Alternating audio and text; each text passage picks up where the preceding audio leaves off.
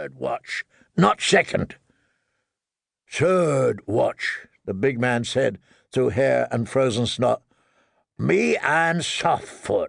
I remember, chat.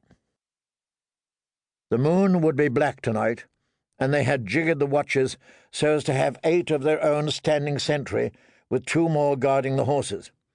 It wasn't going to get much riper than that. Besides, the wildlings could be upon them any day now. Chet meant to be well away from here before that happened. He meant to live. 300 sworn brothers of the Night's Watch had ridden north, 200 from Castle Black and another 100 from the Shadow Tower. It was the biggest ranging in living memory, near to 1/3 of the Watch's strength.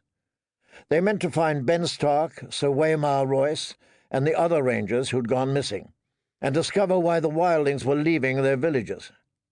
Well, they were no closer to Stark and Royce than when they'd left the wall, but they'd learn where all the wildlings had gone, up into the icy heights of the god-forsaken Frostfangs.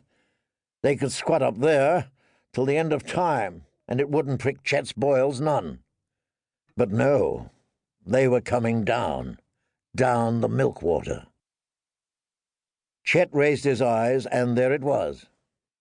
The river's stony banks were bearded by ice, its pale, milky waters flowing endlessly down out of the Frostfangs. And now Mance Rayder and his wildlings were flowing down the same way. Thorin Smallwood had returned in a ladder 3 days past. While he was telling the old bear what his scouts had seen, his man, Kedge White-Eye, told the rest of them. "They're still well up the foothills, but they're coming," Kedge said, warming his hands over the fire. "Harma, the dog's head, has a van, the poxy bitch. Goldie crept up on her camp and saw her playing by the fire.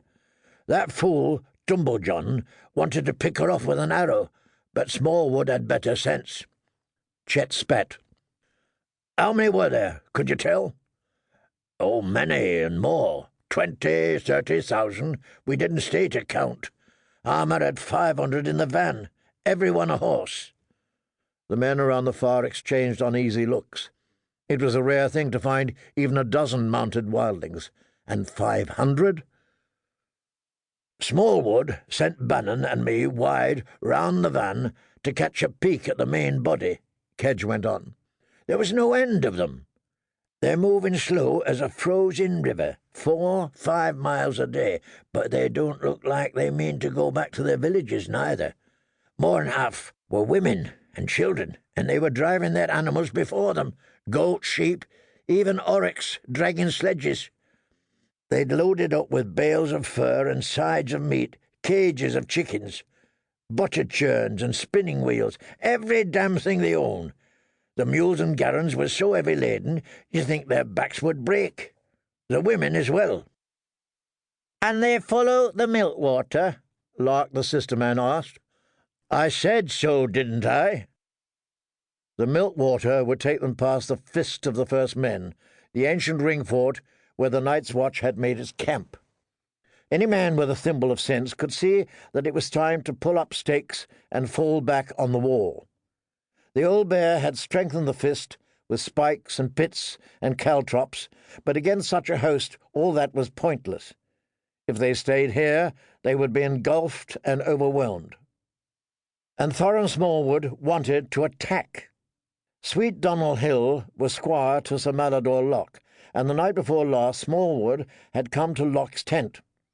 Sir Malador had been of the same mind as old Sir Otten Withers, urging a retreat on the wall, but Smallwood wanted to convince him otherwise.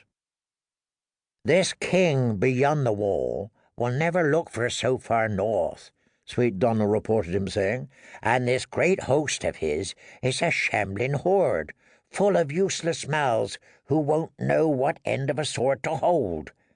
One blow will take all the fight out of them and send them howling back to their hovels for another 50 years. 300 against 30,000. Chet called that rank madness. And what was madder still was that Sir Malador had been persuaded, and the two of them together were on the point of persuading the old bear. "If we wait too long, this chance may be lost, never to come again."